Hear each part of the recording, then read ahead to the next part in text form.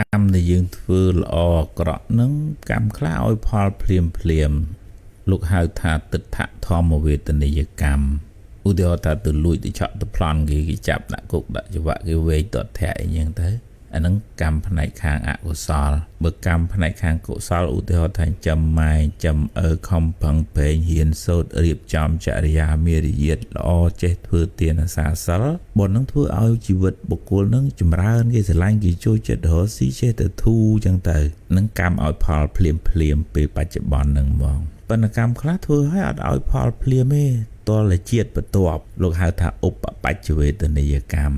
ចឹងបានជាមានបងប្អូនខ្លះអន់ចិត្តទាំងធ្វើល្អមកគោកបុណ្យអត់ជួយចឹងប៉ុន្តែបុណ្យដែលយើងបានធ្វើជាតិហ្នឹងវានៅជួក្រោយបន្ទាប់ពីបាបណានៃចឹងទៅយើងទទួលផលបាបចាស់នោះអស់សិនទៅទើបបានដល់វេនវាមានវេនរបស់វាចឹងហើយកម្មខ្លះអត់ឲ្យផលពេលបច្ចុប្បន្នជាតិអត់ឲ្យផលពេលបន្ទាប់ពីស្លាប់នោះប៉ុន្តែជាតិបន្ទាប់ទៅ10 20 30 100 1000 1លានជាតិទៅមុខទៀតលោកហៅថាអបរាបរិយវេទនីយកម្មកម្មឲ្យផលបន្ទាប់ទៅអញ្ចឹងយើងកុំឲ្យមានការអន់ចិត្តថាធ្វើបុណ្យមិនជួយវាមិនទាន់ដល់ពេលបុណ្យឲ្យផលទី1ទី2យើងធ្វើក្រក់ឲ្យកុំអាងថាអញបកែអញឆ្លាតអញរត់គេចឲ្យផុតពីផលរបស់កម្មអត់បានទេបើមិនបានឲ្យជាតិនឹងជាតិក្រោយសោយទុកលំបាកវេទនាយំយែកស្រែកទួញតែនឹងផលនៃកម្មដែលយើងបានធ្វើព្រះអង្គសម្ដែងអ្នកអន្តរលិខិអ្នកសមុទ្រមច្ឆេបសេចក្តីថាអ្នកដែលធ្វើអាក្រក់ហើយនឹងរត់ទៅលើអាកាសចូលទៅក្នុងរូងភ្នំទៅក្នុងសមុទ្រក៏ដោយក៏មិនអាចរួចផុតពីផលនៃបាបកម្មដែលខ្លួនបានធ្វើដែរបុណ្យក៏អញ្ចឹងដែរបើយើងមិនទាន់បានទទួលផលជាតិនឹងទេយើងកុំតូចចិត្តទៅបុណ្យរត់ចោលយើងទៅឆ្ងាយវានឹងឲ្យផលនៅពេលណាមួយតាមសមគួរមានវេនមានឱកាសមានពេលវេលារបស់វាពេលកូននៅតូចអាត្មាជូនយោបល់ដល់ញាតិញោមជាពុកម្ដាយថាយើងគួរយកចិត្តទុកដាក់ទៅលើការអប់រំអត្តចរិតអេយ៉ាបទរស់នៅសណ្ដាប់ធ្នាប់របៀបរៀបរយនឹងឲ្យបានខ្ពស់ជាងឲ្យកូននឹងរៀនយកលេខ1បណ្ណាំងប្រជែងឲ្យឈ្នះគេនៅក្នុងឋានៈបើវាបានទាំងពីរជារឿងល្អឲ្យកូនឆ្លាតផងកូនល្អផងប៉ុន្តែវាសំខាន់ជាងឆ្លាតបានលេខ1គឺអត្តចរិតល្អពីព្រោះអត្តចរិតនឹងមានឥទ្ធិពលដល់ជីវិតកូនមួយជីវិតតែម្ដងអាត្មាស្រឡាញ់ការអប់រំកុមារតូចបែបជប៉ុនដែលគេយកចិត្តទុកដាក់ទៅលើអាកប្បកិរិយារបៀបរស់នៅអេយ៉ាបទល្អរបស់ក្មេងជាងបានពិន្ទុល្អតាំងពីថ្នាក់មាត្រដល់ថ្នាក់ទី4គេអត់មានកម្មវិធីប្រឡងប្រជែងយកលេខ1ផងហ្នឹងគេអប់រំកុមារតូចហ្នឹងឲ្យទៅជាពលរដ្ឋដែលមានសណ្ដាប់ធ្នាប់ដែលមានវិន័យហើយអាត្មាគិតថាវាជារឿងត្រឹមត្រូវមួយបើប្រៀបធៀបនៅក្នុងពុទ្ធសាសនាពេលកូនកើតមកហ្នឹងវិច្ចសម្ពាយពូជបុណ្យមកសម្ពាយពូជបាបមកសម្ពាយហើយថាតើយើងជាពុកម្ដាយហ្នឹងយើងបដោះពូជណាមុនបើយើងបដោះពូជបុណ្យមុនកូននឹងដឹងខុសដឹងត្រូវមានសណ្ដាប់ធ្នាប់វិន័យរបៀបរៀបរយល្អបុណ្យនឹងធ្វើឲ្យជីវិតកូននឹងបានខ្ពង់ខ្ពស់ហើយប៉ុន្តែបើសិនជាយើងអត់បានបដោះពូជបុណ្យនឹងទេបាបវាដោះដល់ពេលបាបវាដោះធ្វើឲ្យជីវិតនឹងអាប់អួរមានឧបសគ្គអន្តរាយប្រព្រឹត្តខុសផ្ដេសផ្ដាស់ពាលាអាសែកើតទុកទាំងខ្លួនកូនកើតទុកទាំងឪពុកម្ដាយផលប៉ះពាល់ដល់សង្គមនៅពេលដែលកូនមិនល្អមកឃើញឪពុកម្ដាយមួយចំនួនតូចបខំកូនធ្វើម៉េចឯងរៀនយកលេខ1ឲ្យខ្លាំងឲ្យប្រកែអាត្មាថាពេលកូននៅតូចកូននឹងមានរឿងពិសេសវិសាលល្អជាងត្រឹមតែយកលេខ1ប្រជែងឈ្នះគេនឹងទៀតគឺបដោះពូជបុណ្យពូជសិលធម៌ពូជគុណធម៌ហើយចរិតរឹកពីល្អនឹងផ្ដល់ផលល្អសម្រាប់កូននឹងមួយជីវិតតែម្ដងទោះជាកូននឹងរៀនមិនឆ្លាតក៏ដោយប៉ុន្តែកូននឹងល្អមានសណ្ដាប់ធ្នាប់មានរបៀបរៀបរយមានវិន័យចេះគោរពវិន័យប្រចាំខ្លួននឹងធ្វើឲ្យកូននឹងបានខ្ពង់ខ្ពស់មិនប្រកាសថាអ្នករៀនបានលេខ1នឹងសិតតែជោគជ័យក្នុងជីវិតទេនិយាយនឹងមិនមែនបានន័យថាបង្អាប់បង្អោនទេបើបានទាំងពីរជារឿងល្អ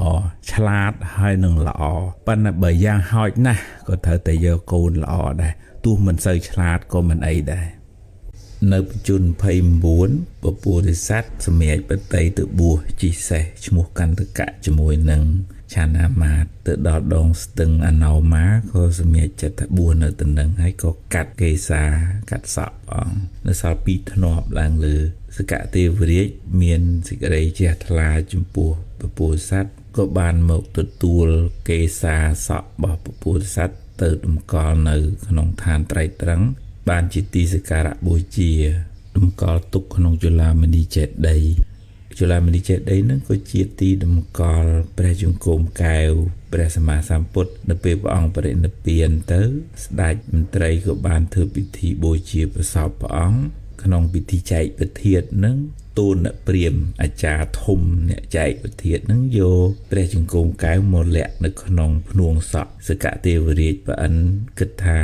ទូលអ្នកព្រាហ្មណ៍នេះមិនអាចនឹងរក្សាព្រះជង្គង់កែវនឹងបានទេក៏មកយកពីភ្នួងសក់របស់ទូលអ្នកព្រាហ្មណ៍ហ្នឹងទៅតម្កល់នៅក្នុងជឡាមនីចេតិយហ្នឹងទៅចឹងបានជាទំនៀមទម្លាប់ខ្មែរយើងក្នុងពិធីបុណ្យមួយគេតែងធ្វើពិធីពូនភ្នំខ្សាច់អធិដ្ឋានឲ្យជាជឡាមនីចេតិយដែលស្ថិតនៅក្នុងឋានត្រៃត្រឹងដែលតម្កល់នៅព្រះកេសធាតុសក់របស់ព្រះសម្មាសម្ពុទ្ធនិងព្រះជង្គង់កែវរបស់ព្រះសម្មាសម្ពុទ្ធតែបើថាយើងមិនបានទៅថ្វាយបង្គំព្រះអង្គផ្ទាល់នៅឋានត្រៃត្រឹងយើងអធិដ្ឋាននៅភ្នំខ្សាច់នេះឲ្យជាជឡាមនីចេតិយតម្កល់នៅព្រះកេសធាតុនិងព្រះជង្គង់កែវរបស់ព្រះសម្មាសម្ពុទ្ធបើយើងតម្កល់ចិត្តត្រូវយើងថ្វាយបង្គំភ្នំខ្សាច់ដែលអធិដ្ឋានជាជឡាមនីចេតិយនឹងបានបុណ្យច្រើន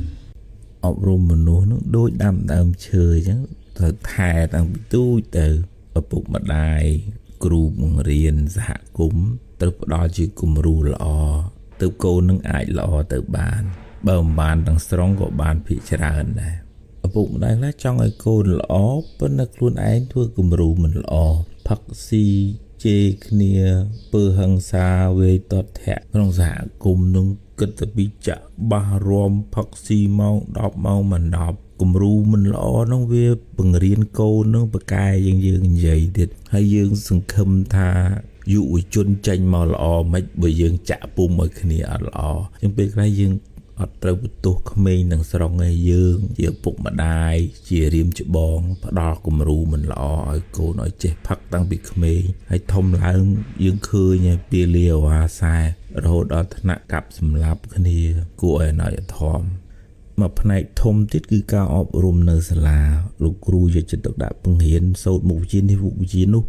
ប៉ុន្តែយើងនៅខ្វះការផ្ដោតយកចិត្តទុកដាក់ទៅលើការអប់រំអេយ៉ាបទចរិយាមារយាទសណ្ដាប់ធ្នាប់រស់នៅល្អជាពលរដ្ឋល្អ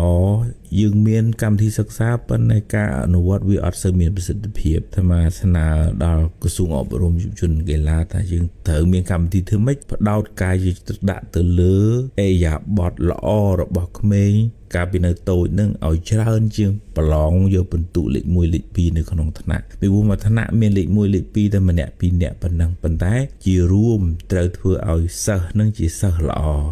សិស្សប្រកែសិស្សឆ្លាតជារឿងគុណតម្លៃបន្ថែមប៉ុន្តែឬសិស្សល្អជារឿងចាំបាច់ចំណុចសំខាន់មួយទៀតដែលយើងត្រូវយកចិត្តទុកដាក់គឺរឿងការផ្សព្វផ្សាយតាមប្រព័ន្ធសង្គមក្មេងចេះមើលទូរស័ព្ទតាំងពីទូចទៅហើយចឹងបើយើងផ្ដល់គំរូមិនល្អឧទាហរណ៍ថាជុំគ្នាផឹកស្រាបង្ហោះបង្ហើអួតចឹងទៅឬក៏ជេរបចោឆ្លោះប្រកែកប៉ុណ្ណឹងអំពើហិង្សាដែលចឹងកូននោះវាមើលទៅវាទទួលព័ត៌មានហ្នឹងយូរវាស៊ាំនឹងរឿងអញ្ចឹងវាគិតថារឿងអញ្ចឹងត្រូវអញ្ចឹងរឿងអីថាវាមិនធ្វើតាមបើយើងដាក់គំរូមិនល្អឲ្យវាហើយហ្នឹងចឹងយើងកុំបន្ទោសថាក្មេងឥឡូវអត់សិលធម៌អីស្អីប៉ុន្តែយើងផ្ដល់គំរូមិនល្អឲ្យគេចឹងតើយើងចូលរួមទាំងអស់គ្នាឪពុកម្ដាយមិនអាចបន្ទុកបដាក់ដែរខ្ញុំឲ្យកូនទៅរៀនហើយដល់គ្រូថាហេមករៀនតែប៉ុណ្ណេះម៉ោងនៅផ្ទះច្រើនម៉ោងជាងហើយអញ្ចឹងហើយដល់សង្គមនេះគឺថាអាស្អីក៏ញាត់ចូលក្នុងប្រព័ន្ធសង្គមអវិជ្ជមានហ្នឹងនៅក្នុងហ្នឹងហើយរឿងអីថាវាមិនទទួលរងផលអវិជ្ជមានមកលើគូក្បាលអេយ៉ាបតរស់នៅរបស់កុមារយុវជនយើងហ្នឹងអញ្ចឹងតើយើងចូលរួមទាំងអស់គ្នាមិនអាចបន្ទោសឬក៏បន្ទុកបដាក់ទៅលើអ្នកនេះអ្នកនោះបានទេ បើមិនចឹងទេតពាំងយើងវាស្អុយវាដោយសារអាស័យនេះវាស្អុយដែរចឹងតើយើងធ្វើអាស័យល្អបានតពាំងវាដុះមកល្អដែរពេលពពុទ្ធសាសចេញទៅបួសនោះព្រះអង្គស្លៀកពាក់សម្លៀកបំពាក់ជារាជបុត្រចេញទៅដល់មាត់ស្ទឹងអាណោម៉ាត្រូវផ្លាស់ប្ដូរសម្លៀកបំពាក់កលេចរមើសម្ពុតខោអាវអ្នកបួសបានខតិកាមហាព្រំដែលជាមិត្តភក្តិរបស់ព្រះអង្គកាលពីអតីតជាតិធ្លាប់បបួលព្រះអង្គឲ្យទៅថ្វាយគុំស្ដាប់ធម៌ព្រះសម្មាសម្ពុទ្ធកស្សបៈមិត្តភក្តិរបស់ព្រះអង្គនឹងបានទៅកើតជាព្រំជាព្រះអរហន្តបានយកសម្ពុតកាសាវភ័ព្វសម្ពុតត្រៃជីវរជាអ្នកបួសនេះយកមកថ្វាយព្រះអង្គហើយក៏យកនៅសម្លៀកបំពាក់ជារាជបុត្រនឹងយកទៅតម្កល់ទុកនៅអគនិតកព្រំកសាងចេតិយមួយឈ្មោះទុសចេតិយសម្រាប់ជាទីគោរពបូជានៅពេលព្រះអង្គបរិនិព្វានទៅព្រំនឹងបានអារាធនាអខកធាតុឆ្អឹងដងកំបិតនឹងយកទៅតម្កល់នៅក្នុងទុសចេតិយទុសនឹងប្រែថាសម្ពុតចេតិយដែលតម្កល់នៅសម្ពុតរបស់ព្រះពោធិសត្វដែលព្រះអង្គចេញទៅបួសព្រះអង្គត្រូវផ្លាស់ប្ដូរសម្ពុតខោអាវជារាជបុត្រហើយយកសម្ពុតអ្នកបួសមកស្លៀកវិញខតិកាមហាព្រំដែលជាមិត្តភក្តិរបស់ព្រះអង្គហើយជាព្រះអរហន្តទៀតហ្នឹងក៏រតនាយកទៅតម្កល់នៅក្នុងបច្ចេតិយនៅក្នុងអគនិតកព្រំហើយរួមទាំងអខកធាតុគឺឆ្អឹងដងកំបិតញាតិញោមបានទៅដល់ប៉ុន្តែបានរំលឹកគុណថ្វាយគុំពីផ្ទះពីសម្បែងទៅ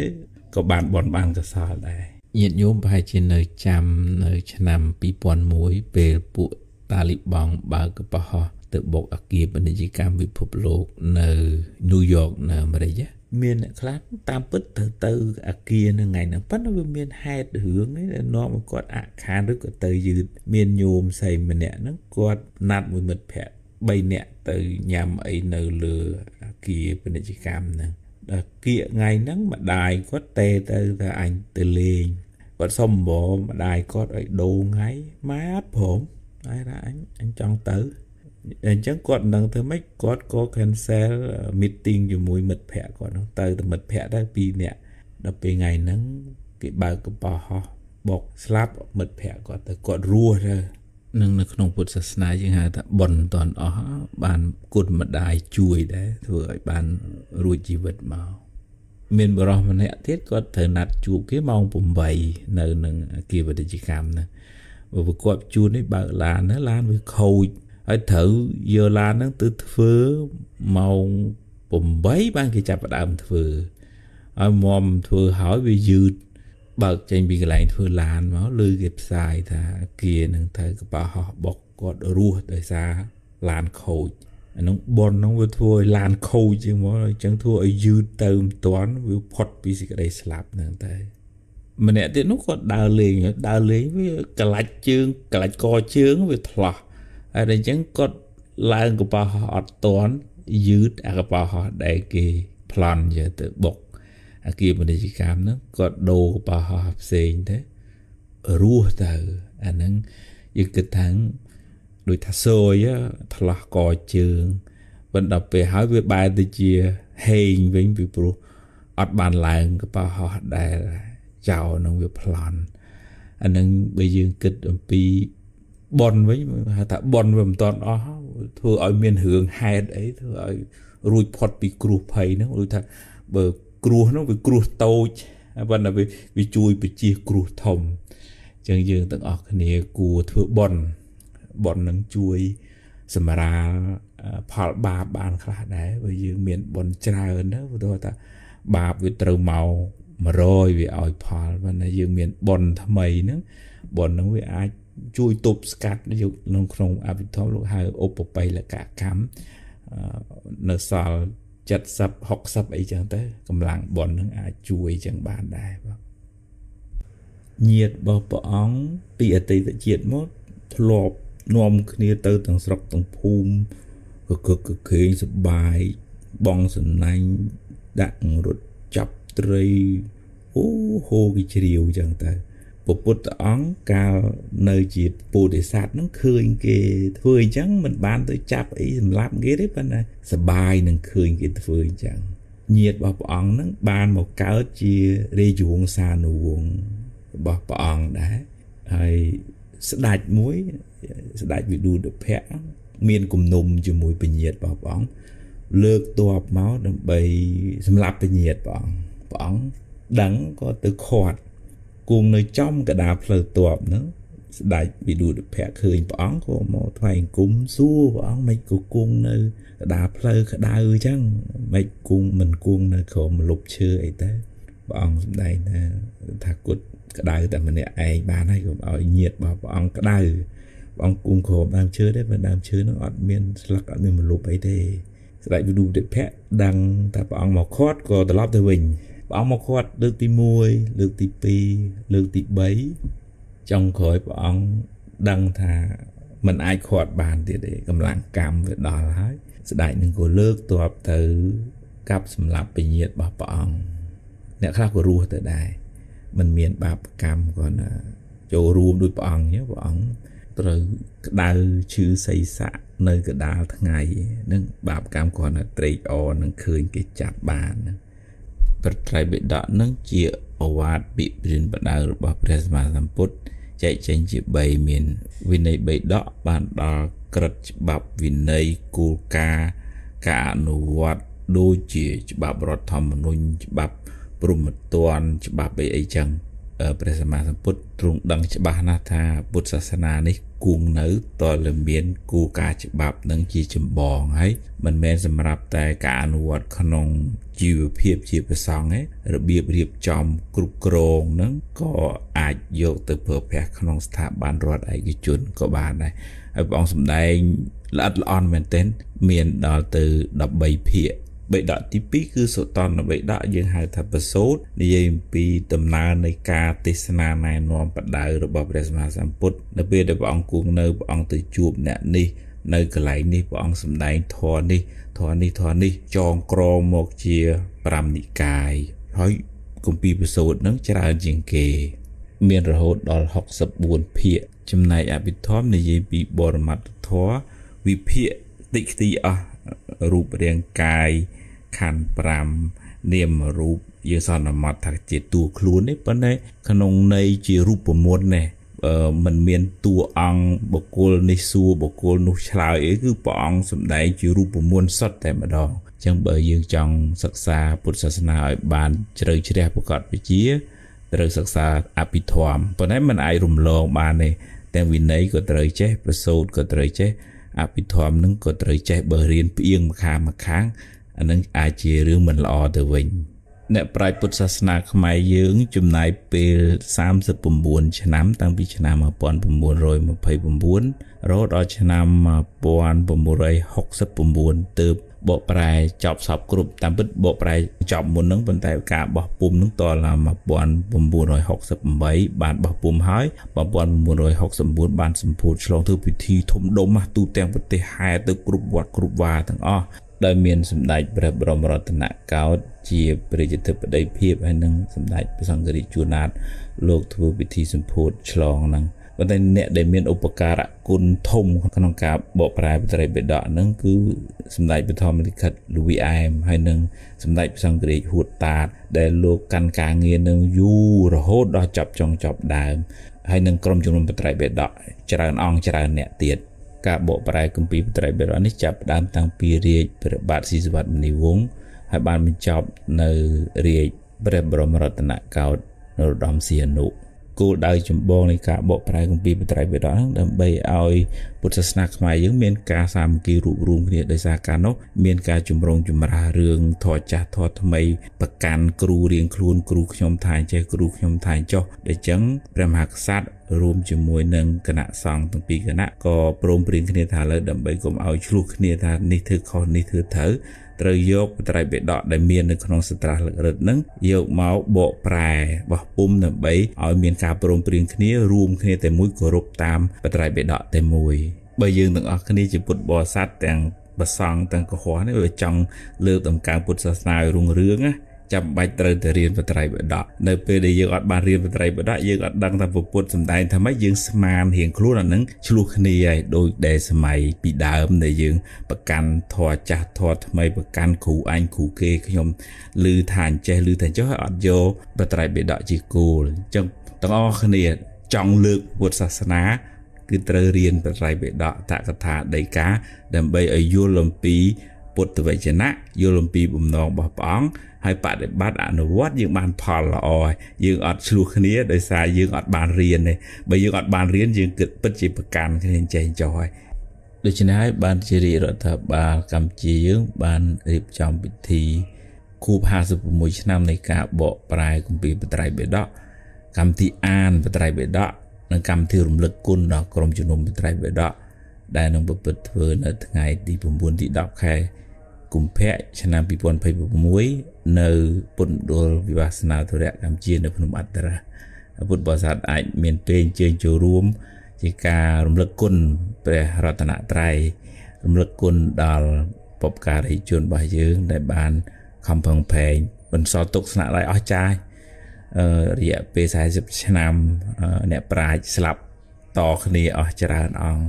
ដូចជាសម្ដេចព្រះធម្មកិតលវីអែមសម្ដេចអ៊ុំស៊ូឯលោកសុគតមុនហើយអ្នកដែលបញ្ចប់ការងារហ្នឹងសម្ដេចហួតតាតសម្ដេចសង្ឃរាជរបស់យើងចុងក្រោយគេហើយមួយទៀតក៏យើងដាស់តឿនទាំងអស់គ្នាថាដើម្បីយល់ដឹងពុទ្ធសាសនាត្រូវរៀនបត្រៃបិដកយើងមិនអាចប្រកាន់គ្រូនេះគ្រូនោះឬក៏ថាគាត់តែខ្ញុំឮមកអញ្ចឹងចុះហើយវិនិច្ឆ័យនឹងធ្វើឲ្យយើងអ្នកវិនិច្ឆ័យអត់បានរៀននឹងមានទោសទៅវិញកាលពីឆ្នាំ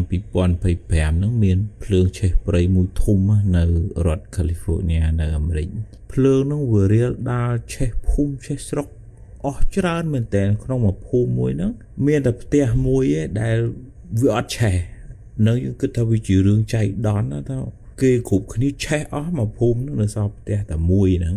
បានគេតាមដានស៊ើបសួរទៅគេដឹងថាម្ចាស់ផ្ទះហ្នឹងតែងតែធ្វើទានជួយសង្គ្រោះដល់អ្នកដែលក្រីក្រពិបាកនៅអាហ្វ្រិកអាហ្នឹងបើនិយាយពីបុណ្យកុសលវិញណាបុណ្យកុសលថ្នាក់ទានទឹកចិត្តសង្គ្រោះជួយឲ្យអ្នកដទៃបានសុខហ្នឹងអាចជួយការពារឲ្យបុគ្គលហ្នឹងជៀសផុតពីគ្រោះភ័យបានបុណ្យកុសលដែលយើងធ្វើហ្នឹងអាចឲ្យផលនៅក្នុងពេលបច្ចុប្បន្នជួយទប់ស្កាត់ឧបទ្រពចង្រៃឧទាហរណ៍ថាបើបាបហ្នឹងវាត្រូវឲ្យ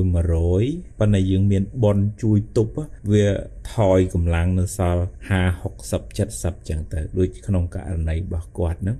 គាត់ថាវាភ័យវាតក់វាស្លុតរត់ចោលផ្ទះចឹងទៅពូភ្លើងវាមកហើយប៉ុន្តែផ្ទះរបស់គាត់អត់ឆេះនៅក្នុងភាសាអភិធម្មលោកហៅថាឧបបៃលកកម្មបុណ្យនឹងចូលទៅបៀតបៀនបាបប៉ុន្តែផ្ទុយទៅវិញណា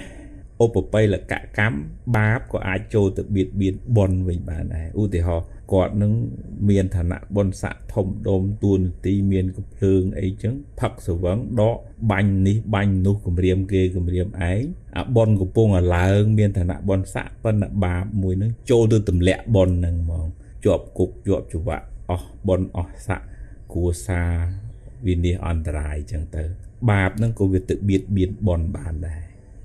មនុស្សខ្លះមនុស្សទឹកពេញកែវនិយាយអីក៏គាត់ស្ដាប់មិនបានមនុស្សខ្លះទឹកកន្លះកែវមិនមែនទឹកកន្លះក្អមទេយើងអាចជូនជាយោបល់កែតម្រូវប្រាប់ចំណុចខ្វះខាតអីចេះចុះគាត់ទទួលយកគាត់អរគុណចឹងទៅនឹងខ្លាយជាមនុស្សខ្ពង់ខ្ពស់ប្រសើរពុទ្ធព្រះអង្គសរសើរតែជាមនុស្សងាយបដៅភាសាព្រះលោកហៅសុវិចោបែរថាងាយបដៅងាយណែនាំងាយប្រាប់ជាមង្គលដល់ឧត្តមប៉ុន្តែមនុស្សមួយក្រុមទៀតហ្នឹងគឺទឹកហៀកែវគាត់ចេះទាំងអស់អានឹងនិយាយស្ដាប់គ្នាមិនបានក្នុងគ្រួសារក៏មានបញ្ហាក្នុងក្រុមហ៊ុនក៏មានបញ្ហាហើយបើសង្គមនឹងសម្បូរមនុស្សចេះគ្រប់រឿងហ្នឹងពិបាកបើតែអត់ចេះស្ដាប់គ្នាអត់ចេះទទួលយកការកែតម្រូវនងណាំងញងញ៉ាំងឲ្យទៅខុសដឹងតែជេរដឹងតែបន្តិចដឹងផ្ដាសាអត់ចម្រើនទេពុទ្ធព្រះអង្គហៅមនុស្សអញ្ចឹងហៅមនុស្សទុបចោមានន័យថាពិបាកនិយាយពិបាកបដៅពិបាកណែនាំអត់ចម្រើនជាអពមង្គលអញ្ចឹងយើងហ៊ានចេះតែអ្វីដែលយើងចេះបានណាអ្វីណាដែលយើងមិនចេះហ្នឹងយើងទុកឲ្យគេចេះផងយើងស្ដាប់គេផងកុំចេះគ្រប់រឿងពេកគេមើលមកគេថាយើងជាមនុស្សកើតជំងឺតួឯកអញ្ចឹងគេអត់អាចជួយយើងបានយើងធ្លាក់ទឹកហ្មងឆ្នាំ2025ថ្មីនេះខែមិថុនាស្ត្រីជនជាតិឥណ្ឌាម្នាក់ក៏ទិញសវត្ថរបស់ជិះពីឥណ្ឌាទៅអង់គ្លេសប៉ុន្តែសាវាស្ទះចរាចរណ៍ពេកគាត់ទៅមិនទាន់ក៏បោះគេចេញបាត់ទៅដូចថា ខូចចិត្តវាខាតសម្បត្តិកបោហើយអញ្ចឹងក៏ត្រឡប់ទៅផ្ទះវិញគាត់ចេញទៅមកបន្តិចគេទេប្រាប់ថាកបោហ្នឹងធ្លាក់បាត់ហើយឡើងបានបន្តិចធ្លាក់ស្លាប់អ្នកដំណើរអស់241នាក់ប៉ុណ្ណឹងប៉ុនគាត់មិនទាន់អស់ធ្វើឲ្យយឺតដំណើរទៅយើងគិតថាវាសយវាត្រូវខាតសម្បត្តិកបោហើយអញ្ចឹងប៉ុន្តែវាទៅជាប៉ុនរបស់គាត់ទៅវិញនឹងខ្មែរយើងហៅប៉ុនមិនទាន់អស់វាត្រូវមានហេតុភេទអីធ្វើឲ្យយើងរួចផុតពីគ្រោះភ័យនឹងគួរសរសើរប៉ុនយើងគួរបំពេញប៉ុនហ្នឹងអាចជួយសម្រាលផលបាបបានខ្លះដែរឧបមាថាបើត្រូវគ្រោះថ្នាក់100ប៉ុនហ្នឹងវាជួយកាត់មកនៅធំ40 50 60អីចឹងទៅរឿងមួយទៀតស្ត្រីម្នាក់នោះគាត់ទៅដើរលេងត្រឡប់មកវិញវាក្លាច់កជើងថ្លោះហើយឡើងបោះអត់តាន់នៅឆ្នាំ2001ពេលពួកតាលីបង់ប្លន់កបោបើកបុកគីពាណិជ្ជកម្មពិភពលោកគាត់ត្រូវឡើងជិះកបោហោះ American Airlines ហ្នឹងអាកបោហោះដោយពួកតាលីបង់ប្លន់ប៉ុន្តែវាមកវាមិនតាន់អញ្ចឹងគាត់ត្រូវដូរជើងយន្តហោះជិះយន្តហោះថ្មីបានដូរជើងយន្តហោះហ្នឹងគាត់រស់ទៅអានោះបើគិតពីកម្មវិញដូចថាយើងមានកម្មដែរប៉ុន្តែយើងអត់បានធ្វើកម្មនឹងយើងប្រងព្រៀបធ្វើអីចឹងឧទាហរណ៍វាគ្រាន់តែបានប៊ីសនឹងជួបគ្រោះថ្នាក់ប៉ុន្តែដោយសារអត់មានបនណាមួយមកទប់ស្កាត់ទៅធ្វើឲ្យយើងរួចផុតពីគ្រោះថ្នាក់ហ្នឹងអាហ្នឹងយើងមើលមិនឃើញកម្លាំងបននៅក្នុងធម៌លោកហៅណដ្ឋិកម្មសម្ងបលាំងកម្លាំងអ្វីស្មើនឹងកម្លាំងកម្មហ្នឹងមិនមានទេកម្មហ្នឹងកម្មផ្នែកល្អក្តីកម្មផ្នែកអាក្រក់ក្តីកម្មល្អជួយការពារយើងកម្មអាក្រក់ជួយច្រានយើងទម្លាក់ចាស់ទុំយើងពីដើមមុនចូលសម្ភារគាត់នាំចៅសូត្រធម៌ថ្វាយគុំព្រះសំសិលសូត្រធម៌នេះធម៌នោះទៅចៅនោះវាធ្លាប់ចេះថ្វាយគុំព្រះនមស្ការហ្នឹងតាំងពីទូចមកហើយរៀនយល់បានខ្លះទៅនិយាយពីយល់ពីសិលអីកុំឲ្យលួចកុំឲ្យសម្លាប់គេជិះហ្នឹងមានចេតនាក្នុងការវាចាអំពើបាបហ្នឹងពីទូចមកអញ្ចឹងក្នុងចិត្តចៅហ្នឹងវាដោះបុណ្យមុនបាបដោយសារការណែនាំរឿយជាប្រចាំហើយជាបុណ្យកុសលធំដែលចៅហ្នឹងចេះនមស្ការបរតនត្រ័យនឹកដល់គុណពុទ្ធពធព្រះសង្ឃជាប្រក្តីជាហេតុនាំឲ្យបានពរជ័យសិរីសួស្តីពរទាំង4ប្រការអាយុវណ្ណៈសុខៈពលៈរមែងចម្រើនដល់អ្នកដែលថ្វាយគុំជាប្រក្តីគោរពចំពោះអ្នកមានសិលហើយនឹងគោរពចំពោះរាមច្បងមកឃើញការប្រតិបត្តិហ្នឹងរៀងដាច់មួយរយៈក្រោយនេះដែលកូនចៅគេទៅរៀនគេមានទូរស័ព្ទគេធ្វើ homework គេអីចឹងទៅយាយនេះរៀងអាយាលអត់សូវបានបដោះនិស័យបុណ្យបើកូននឹងបានធ្វើអំពើល្អធ្វើបុណ្យពីទូចមកកូននឹងធំឡើងអត់សូវមានឧបសគ្គអត់សូវមានគ្រោះថ្នាក់អត់សូវមានបញ្ហាក្នុងជីវិតទេហើយក្នុងចិត្តរបស់យើងនេះបើណាដោះមុនអានឹងមានអំណាចជាងឧទាហរណ៍ថាបាបដោះមុនមួម៉ៅខឹងចំណែនស្អប់ច្រឡឹះបើច្រឡោមខាបដោះមុនបនទុនភ្លុនចរិយាមេរយាទធំត្រូវមិនងាយដោះទេអញ្ចឹងត្រូវបដោះពីទូទៅអាត្មាសនុពោដល់លោកយាយតាកុំខ្លាចចិត្តចៅអីឲ្យចៅហ៊ានធ្វើបន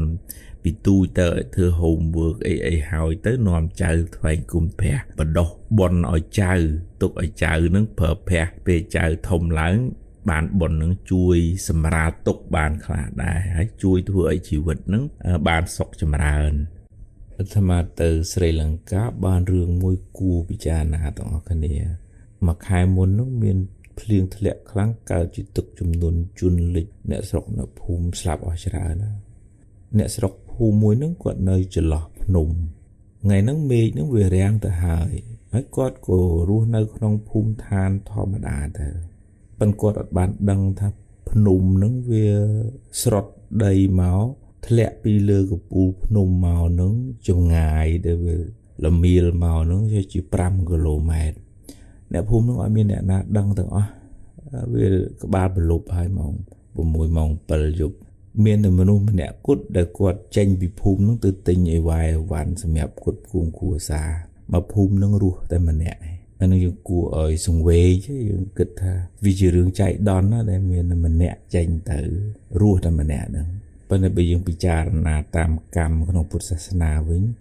មានន័យថាគាត់នឹងអត់បានធ្វើបាបរួមដែលចឹងគាត់អត់បានទទួលផលកម្មនឹងរួមជាមួយអ្នកភូមិផ្សេងអ្នកភូមិទាំងអស់ត្រូវបាត់បង់ជីវិតទាំងអស់គួរឲ្យសង្វេគ ឧទ្ទិសកុសលជូនដល់អ្នកដែលបានបាត់បង់ជីវិតហ្នឹងប៉ុន្តែកម្លាំងបុណ្យហ្នឹងវាធ្វើឲ្យយើងដើរផុតពីកន្លែងដែលមានគ្រោះភ័យអញ្ចឹងយើងទាំងអស់គ្នាមិនគួរធ្វើបាបកម្មហ្នឹងទេបាបកម្មម្នាក់ឯងក្តីបាបកម្មរួមគ្នាក្តីការកែលម្អចំណុចខ្វះខាតរបស់គ្នាទៅវិញទៅមកជារឿងមួយល្អប៉ុន្តែតើយើងធ្វើដោយទឹកចិត្តល្អបំណងចង់ឲ្យបុគ្គលនឹងបានកែប្រែទង្វើអត្តចរិតកប្បកិរិយាមិនល្អទឹកចិត្តអ្នកផ្ដល់យោបល់ហ្នឹងគឺចង់ឲ្យមនុស្សនឹងល្អអត់មានបំណងជិះជាន់ពន្លិចជេរបតិចផ្ដាសាឲ្យមនុស្សនឹងអន្តរាយអាប់គេអាប់ឈ្មោះអីទេគឺបំណងឲ្យល្អប៉ុន្តែបើយើងផ្ដល់យោបល់ដោយកំហឹងក្រេវក្រោធស្អប់គុំគួនការផ្ដល់យោបល់ការកែលម្អនោះជាបុណ្យកុសលដោយព្រះសម្មាសម្ពុទ្ធណែនាំពុទ្ធបរិស័ទភិក្ខុសង្ឃឲ្យដើរក្នុងផ្លូវត្រូវប្រាប់ថានេះខុសទេអីចឹងព្រះអង្គអត់មានគំនុំស្អប់ចង់ជន់ពន្លិចឲ្យមនុស្សឲ្យភិក្ខុសង្ឃនឹងក្តៅក្រហាយអីអត់ទេគាត់តែប្រាប់ថានឹងខុសចេះប៉ុន្តែបើយើងនិយាយស្ដីដោយកំហឹងក្រេវក្រោធស្អប់គំនុំគុំគួនអកតេជេរបតិចផ្ដាសាជន់ពន្លិចអាហ្នឹងយើងអ្នកនិយាយហ្នឹងទឹកចិត្តយើងហ្នឹងវាអត់ល្អហើយក្នុងធម៌តែទឹកចិត្តអត់ល្អវាបាបវាអកុសលដល់អកុសលវាធ្វើឲ្យយើងនេះអត់សុបាយហើយអ្នកស្ដាប់នោះក៏អត់អាចទទួលយកបានអញ្ចឹងទាំងសងខាងកើតបាបទាំងអស់គ្នាអញ្ចឹងតើយើងហ៊ាននិយាយស្ដីហ៊ានផ្ដល់យោបល់ហ៊ានរៀបចំចិត្តគំនិតពាក្យសម្ដីហ្នឹងឲ្យបានល្អដើម្បីឲ្យយើងអ្នកនិយាយនេះបានបុណ្យផងអ្នកទទួលស្ដាប់នោះគ្នាទទួលស្ដាប់ដោយសប្បាយចិត្តហើយនឹងកែប្រែកំហុសផងហើយជាបុណ្យកុសលទាំងអស់គ្នាអ្នកនិយាយក៏បានបុណ្យអ្នកស្ដាប់ហើយកែប្រែក៏បានបុណ្យនឹងបានចម្រើនហើយកម្មដែលយើងធ្វើល្អអាក្រក់នឹងកម្មខ្លះឲ្យផលភ្លាមលោកហៅថាទិដ្ឋធម្មវេទនីយកម្មឧទាហរណ៍ថាទៅលួចទៅឆក់ទៅប្លន់គេចាប់ដាក់គុកដាក់ច្បាក់គេវេយតតធាក់អីចឹងទៅអានឹងកម្មផ្នែកខាងអកុសលបើកម្មផ្នែកខាងកុសលឧទាហរណ៍ថាចំម៉ែចំខំប្រឹងប្រែងហ៊ានសូត្ររៀបចំចរិយាមារយាទល្អចេះធ្វើទានសាសិលបុណ្យនឹងធ្វើឲ្យជីវិតបុគ្គលនឹងចម្រើនគេស្រឡាញ់គេចូលចិត្តរស់ស៊ីចេះទៅធូរចឹងទៅនឹងកម្មឲ្យផលភ្លាមពេលបច្ចុប្បន្ននឹងហ្មងប៉ុន្តែកម្មខ្លះធ្វើឲ្យអត់ឲ្យផលភ្លាមទេតលជាតិបន្ទាប់លោកហៅថាឧបបច្ចវេទនីយកម្មចឹងបានជាមានបងប្អូនខ្លះអន់ចិត្តទាំងធ្វើល្អមកគោកបុណ្យអត់ជួយចឹងប៉ុន្តែបុណ្យដែលយើងបានធ្វើជាតិហ្នឹងវានៅជួក្រោយបន្ទាប់ពីបាបណានៃចឹងទៅយើងទទួលផលបាបចាស់នោះអស់សិនទៅទើបបានដល់វេនវាមានវេនរបស់វាចឹងហើយកម្មខ្លះអត់ឲ្យផលពេលបច្ចុប្បន្នជាតិអត់ឲ្យផលពេលបន្ទាប់ពីស្លាប់នោះប៉ុន្តែជាតិបន្ទាប់ទៅ10 20 30 100 1000 1លានជាតិទៅមុខទៀតលោកហៅថាអបរាបរិយវេទនីយកម្មកម្មឲ្យផលបន្ទាប់ទៅអញ្ចឹងយើងកុំឲ្យមានការអន់ចិត្តថាធ្វើបុណ្យមិនជួយវាមិនទាន់ដល់ពេលបុណ្យឲ្យផលទី1ទី2យើងធ្វើក្រឲ្យកុំអាងថាអញបកែអញឆ្លាតអញរត់គេចឲ្យផុតពីផលរបស់កម្មអត់បានទេបើមិនបានឲ្យជាតិនឹងជាតិក្រោយសោយទុកលំបាកវេទនាយំយែកសេកទួយតែនឹងផលនៃកម្មដែលយើងបានធ្វើព្រះអង្គសម្ដែងអ្នកអន្តរលិខិនសមុទ្រមច្ឆេតសេចក្តីថាអ្នកដែលធ្វើអាក្រក់ហើយនឹងរត់ទៅលើអាកាសចូលទៅក្នុងរូងភ្នំទៅក្នុងសមុទ្រក៏ដោយក៏មិនអាចរួចផុតពីផលនៃបាបកម្មដែលខ្លួនបានធ្វើដែរបុណ្យក៏អញ្ចឹងដែរបើយើងមិនទាន់បានទទួលផលជាតិនឹងទេយើងកុំតូចចិត្តទៅបុណ្យរត់ចោលយើងទៅឆ្ងាយវានឹងឲ្យផលនៅពេលណាមួយតាមសមគួរមានវេនមានឱកាសមានពេលវេលារបស់វាពេលកូននៅតូចថ្មជូនយោបល់ដល់ញាតិញោមជាពុកម្ដាយថាយើងគួរយកចិត្តទុកដាក់ទៅលើការអប់រំអត្តចរិតអេយ៉ាបទរស់នៅសណ្ដាប់ធ្នាប់របៀបរៀបរយនឹងឲ្យបានខ្ពស់ជាងឲ្យកូននឹងរៀនយកលេខ1បណ្ណាំងប្រជែងទៅឈ្នះគេនៅក្នុងឋានៈបើវាបានទាំងពីរជារឿងល្អឲ្យកូនឆ្លាតផងកូនល្អផងប៉ុន្តែវាសំខាន់ជាងឆ្លាតបានលេខ1គឺអត្តចរិតល្អពីព្រោះអត្តចរិតនឹងមានឥទ្ធិពលដល់ជីវិតកូនមួយជីវិតតែម្ដងអាត្មាស្រឡាញ់ការអប់រំកុមារតូចបែបជប៉ុន ដែលគេយកចិត្តទុកដាក់ទៅលើអាកប្បកិរិយារបៀបរស់នៅអរិយាប័ត្រល្អរបស់ក្មេងជាងបានពិន្ទុល្អតាំងពីថ្នាក់មត្តេយ្យដល់ថ្នាក់ទី4គេអត់មានកម្មវិធីប្រឡងប្រជែងយកលេខ1ប៉ុណ្ណឹងគេអប់រំកុមារតូចនឹងឲ្យទៅជាពលរដ្ឋដែលមានសណ្ដាប់ធ្នាប់ដែលមានវិន័យហើយថ្មគិតថាវាជារឿងត្រឹមត្រូវមួយបើប្រៀបធៀបនៅក្នុងពុទ្ធសាសនាពេលកូនកើតមកនឹងវិច្ចសម្ពាយពូជបុណ្យមកសម្ពាយពូជបាបមកសម្ពាយហើយថាតើយើងជាពុកម្ដាយនឹងយើងបដោះពូជណាមុនបើយើងបដោះពូជបុណ្យមុនកូននឹងដឹងខុសដឹងត្រូវមានសណ្ដាប់ធ្នាប់វិន័យរបៀបរៀបរយល្អបុណ្យនឹងធ្វើឲ្យជីវិតកូននឹងបានខ្ពង់ខ្ពស់ហើយប៉ុន្តែបើសិនជាយើងអត់បានបដោះពូជបុណ្យនឹងទេបាបវាដោះដល់ពេលបាបវាដោះធ្វើឲ្យជីវិតនឹងអាប់អួរមានឧបសគ្គអន្តរាយប្រព្រឹត្តខុសផ្ដេសផ្ដាស់ពាលាអាសែកើតទុកទាំងខ្លួនកូនកើតទុកទាំងឪពុកម្ដាយផលប៉ះពាល់ដល់សង្គមនៅពេលដែលកូនមិនល្អមកឃើញឪពុកម្ដាយមួយចំនួនតូចបខំកូនធ្វើម៉េចឯងរៀនយកលេខ1ឲ្យខ្លាំងឲ្យប្រកែអាថាពេលកូននៅតូចកូននឹងមានរឿងពិសេសវិសាលល្អជាងត្រឹមតែយកលេខ1ប្រជែងឈ្នះគេនឹងទៀតគឺបដោះពូជបុណ្យពូជសិលធម៌ពូជគុណធម៌ហើយចរិតរឹកពីល្អនឹងផ្ដល់ផលល្អសម្រាប់កូននឹងមួយជីវិតតែម្ដងទោះជាកូននឹងរៀនមិនឆ្លាតក៏ដោយប៉ុន្តែកូននឹងល្អមានសណ្ដាប់ធ្នាប់មានរបៀបរៀបរយមានវិន័យចេះគោរពវិន័យប្រចាំខ្លួននឹងធ្វើឲ្យកូននឹងបានខ្ពង់ខ្ពស់មិនប្រកាសថាអ្នករៀនបានលេខ1នឹងសិតតែជោគជ័យក្នុងជីវិតទេនិយាយនឹងមិនមែនបានន័យថាបង្អាប់បង្អោនទេបើបានទាំងពីរជារឿងល្អឆ្លាតហើយនឹងល្អប៉ុន្តែបើយ៉ាងហោចណាស់ក៏ត្រូវតែយកកូនល្អដែរទោះមិនសូវឆ្លាតក៏មិនអីដែរនៅបច្ចុប្បន្ន29ពពុទ្ធសាសន៍សម្រាប់បតីទៅបួសជីសេះឈ្មោះកន្តកៈជាមួយនឹងឆាណាមាតទៅដល់ដងស្ទឹងអណោមាក៏សម្រាប់ចិត្តថាបួសនៅទៅនឹងហើយក៏កាត់កេសាកាត់សក់អង្គនៅសល់2ធ្នាប់ឡើងលើសកទេវរាជមានសេចក្តីជ្រះថ្លាចំពោះពពុទ្ធសាសន៍ក៏បានមកទទួលកេសាសក់របស់ពពុទ្ធសាសន៍ទៅតម្កល់នៅក្នុងឋានត្រៃត្រឹងបានជាទីសក្ការៈបូជាតម្កល់ទុកក្នុងจุฬามณีចេតិយจุฬามณีចេតិយហ្នឹងក៏ជាទីតម្កល់ព្រះជង្គង់កែវព្រះសម្មាសម្ពុទ្ធនៅពេលព្រះអង្គបរិនិព្វានទៅស្ដេចមន្ត្រីក៏បានធ្វើពិធីបូជាប្រសពព្រះអង្គក្នុងពិធីចែកប្រធាតុហ្នឹងទូលអ្នកព្រាហ្មណ៍អាចារ្យធំអ្នកចែកប្រធាតុហ្នឹងយកព្រះជង្គង់កែវមកលាក់នៅក្នុងភ្នួងសក់សកទេវរាជប្រអិនគិតថាទូលអ្នកព្រាហ្មណ៍នេះមិនអាចនឹងរក្សាព្រះជង្គង់កែវនឹងបានទេក៏មកយកពីភ្នួងសក់របស់ទូលអ្នកព្រាហ្មណ៍នឹងទៅតម្កល់នៅក្នុងจุฬามณีចេតិយនឹងទៅអញ្ចឹងបានជាទំនៀមទម្លាប់ខ្មែរយើងក្នុងពិធីបុណ្យមួយគេតែងធ្វើពិធីពូនភ្នំខ្សាច់អធិដ្ឋានឲ្យជាจุฬามณีចេតិយដែលស្ថិតនៅក្នុងឋានត្រៃត្រឹងដែលតម្កល់នៅព្រះកេសធាតុសក់របស់ព្រះសម្មាសម្ពុទ្ធនិងព្រះជង្គង់កែវរបស់ព្រះសម្មាសម្ពុទ្ធតែបើថាយើងមិនបានទៅថ្វាយបង្គំព្រះអង្គផ្ទាល់នៅឋានត្រៃត្រឹងយើងអធិដ្ឋាននៅភ្នំខ្សាច់នេះឲ្យជាจุฬามณีចេតិយតម្កល់នៅព្រះកេសធាតុនិងព្រះជង្គង់កែវរបស់ព្រះសម្មាសម្ពុទ្ធបើយើងតម្កល់ចិត្តត្រូវយើងថ្វាយបង្គំភ្នំខ្សាច់ដែលអធិដ្ឋានជាจุฬามณีចេតិយនឹងបានបុណ្យច្រើន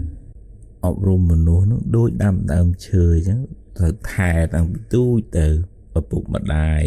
គ្រូបង្រៀនសហគមន៍ត្រូវផ្ដល់ជាគំរូល្អទើបកូននឹងអាចល្អទៅបានបើមិនបានទាំងស្រុងក៏បានភាគច្រើនដែរឪពុកម្ដាយខ្លះចង់ឲ្យកូនល្អប៉ុន្តែខ្លួនឯងធ្វើគំរូមិនល្អផឹកស៊ីជេរគ្នាពើហិង្សាវេទតធៈក្នុងសហគមន៍នឹងគិតទៅពីចាក់បាសរំផឹកស៊ីម៉ោង10ម៉ោងមិន10គំរូមិនល្អនោះវាបង្រៀនកូននឹងប្រកែយើងនិយាយទៀតហើយយើងសង្ឃឹមថាយុវជនចេញមកល្អមិនបើយើងចាក់ពុំឲ្យគ្នាអត់ល្អអញ្ចឹងពេលខ្លះយើងអត់ត្រូវបន្ទោសក្មេងនឹងស្រុងឯយើងជាពុកម្ដាយជារៀមច្បងផ្ដល់គំរូមិនល្អឲ្យកូនឲ្យចេះផឹកតាំងពីក្មេងហើយធំឡើងយើងឃើញពីលាអាសែរហូតដល់ថ្នាក់កាប់សម្លាប់គ្នាគួរឲ្យអណយធម៌មួយផ្នែកធំទៀតគឺការអប់រំនៅសាលាលោកគ្រូយកចិត្តទុកដាក់បង្រៀនសូត្រមុខវិជ្ជានេះមុខវិជ្ជានោះ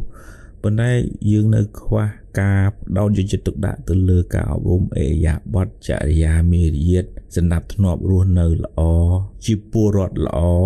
យើងមានកម្មវិធីសិក្សាប៉ុន្តែការអនុវត្តវាអត់សូវមានប្រសិទ្ធភាពតែមកស្នើដល់ក្រសួងអប់រំយុវជនកីឡាថាយើងត្រូវមានកម្មវិធីធ្វើម៉េចផ្ដោតការយកចិត្តទុកដាក់ទៅលើអេយ៉ាបទល្អរបស់ក្មេងកាលពីនៅតូចនឹងឲ្យច្រើនជាងប្រឡងយកពិន្ទុលេខ1លេខ2នៅក្នុងថ្នាក់ពីព្រោះមួយថ្នាក់មានលេខ1លេខ2តែម្នាក់2នាក់ប៉ុណ្ណឹងប៉ុន្តែជារួមត្រូវធ្វើឲ្យសិស្សនឹងជាសិស្សល្អសិស្សប្រកែសិស្សឆ្លាតជារឿងគុណតម្លៃបន្ថែមប៉ុន្តែឬសិស្សល្អជារឿងចាំបាច់ចំណុចសំខាន់មួយទៀតដែលយើងត្រូវយកចិត្តទុកដាក់គឺរឿងការផ្សព្វផ្សាយតាមប្រព័ន្ធសង្គម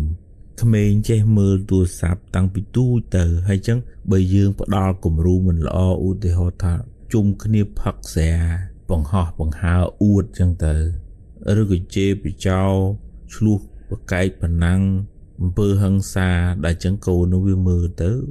វាទទួលព័ត៌មានហ្នឹងយូរវាស៊ាំនឹងរឿងអញ្ចឹងវាគិតថារឿងអញ្ចឹងត្រូវអញ្ចឹងរឿងអីថាវាមិនធ្វើតាមបើយើងដាក់គំរូមិនល្អឲ្យវាហើយហ្នឹងចឹងយើងកុំបន្ទោសថាក្មេងឥឡូវអត់សិលធម៌អីស្អីប៉ុន្តែយើងផ្ដល់គំរូមិនល្អឲ្យគេចឹងតើយើងចូលរួមទាំងអស់គ្នាឪពុកម្ដាយមិនអាចបន្ទុកបដាក់ដែរខ្ញុំឲ្យកូនទៅរៀនហើយដល់គ្រូថាហេមករៀនតែប៉ុណ្ណេះម៉ោងនៅផ្ទះច្រើនម៉ោងជាងហើយចឹងហើយដល់សង្គមនេះគឺថាអាស្អីក៏ញាត់ចូលក្នុងប្រព័ន្ធសង្គមអាក្រក់អវិជ្ជមានហ្នឹងនៅក្នុងហ្នឹងហើយរឿងអីថាវាមិនទទួលរងផលអវិជ្ជមានមកលើគូក្បាលអេយ៉ាបតរស់នៅរបស់កុមារយុវជនយើងហ្នឹងចឹងតើយើងចូលរួមទាំងអស់គ្នាមិនអាចបន្ទោសឬក៏បន្ទុកបដាក់ទៅលើអ្នកនេះអ្នកនោះបានទេបើមិនចឹងទេតពាំងយើងវាស្អុយវាដោយសារអាស័យនេះវាស្អុយដែរចឹងតើយើងធ្វើអាស័យល្អបានតពាំងវាដុះមកល្អដែរ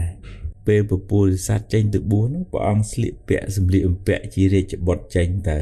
ដល់មាត់ស្ទឹងអាណោម៉ាត្រូវផ្លាស់ប្ដូរសម្លៀកបំពាក់កលេចរមើសម្ពុតខោអាវអ្នកបួសបានខតិកាមហាព្រហ្មដែលជាមិត្តភក្តិរបស់ព្រះអង្គកាលពីអតីតជាតិធ្លាប់បបួលព្រះអង្គឲ្យទៅថ្វាយគុំស្ដាប់ធម៌ព្រះសម្មាសម្ពុទ្ធកស្សបៈមិត្តភក្តិរបស់ព្រះអង្គហ្នឹងបានទៅកើតជាព្រហ្មជាព្រះអរហន្តបានយកសម្ពុតកាសាវភ័ស្ត្រសម្ពុតត្រៃជីវរជាអ្នកបួសនេះយកមកថ្វាយព្រះអង្គហើយក៏យកនៅសម្លៀកបំពាក់ជារាជបុត្រហ្នឹងយកទៅតម្កល់ទុកនៅអគនិតកព្រហ្មកសាងចេតិយមួយឈ្មោះទុសចេតិយសម្រាប់ជាទីគោរពបូជានៅពេលព្រះអង្គបរិនិព្វានទៅព្រហ្មនឹងបានអារាធនាអខកធាតុឆ្អឹងដងកបិតហ្នឹងយកទៅតម្កល់នៅក្នុងទុសចេតិយទុសហ្នឹងប្រែថាសម្ពុតចេតិយដែលតម្កល់នៅសម្ពុតរបស់ព្រះពោធិសត្វដែលព្រះអង្គចេញទៅបួសព្រះអង្គត្រូវផ្លាស់ប្ដូរសម្ពុតខោអាវជារាជបុត្រហើយយកសម្ពុតអ្នកបួសមកស្លៀកវិញខតិកាមហាព្រហ្មដែលជាមិត្តភក្តិរបស់ព្រះអង្គហើយជាព្រះអរហន្តទៀតហ្នឹងក៏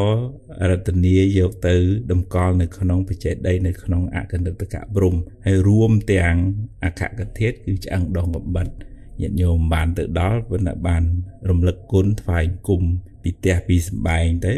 ក៏បានបន់បានកសលដែរញាតិញោមប្រហែលជានៅចាំនៅឆ្នាំ2001ពេលពួកតាលីបង់បើកកំហុសទៅបុកអគារពាណិជ្ជកម្មពិភពលោកនៅញូវយ៉កនៅអាមេរិកមានអ្នកខ្លះតាមពិតទៅអគារនៅថ្ងៃហ្នឹងប៉ុន្តែវាមានហេតុរឿងនេះដែលនាំឲ្យគាត់អាក់ខានឬក៏ទៅយឺតមានញោមស្រីម្នាក់ហ្នឹងគាត់ណាត់មួយមិត្តភក្តិ3នាក់ទៅញ៉ាំអីនៅលើអគារពាណិជ្ជកម្មហ្នឹងដល់គៀកថ្ងៃហ្នឹងម្ដាយគាត់ទៅថាអញទៅលេងគាត់សុំម្ដាយគាត់ឲ្យដូរថ្ងៃម៉ែអត់ព្រមតែថាអញ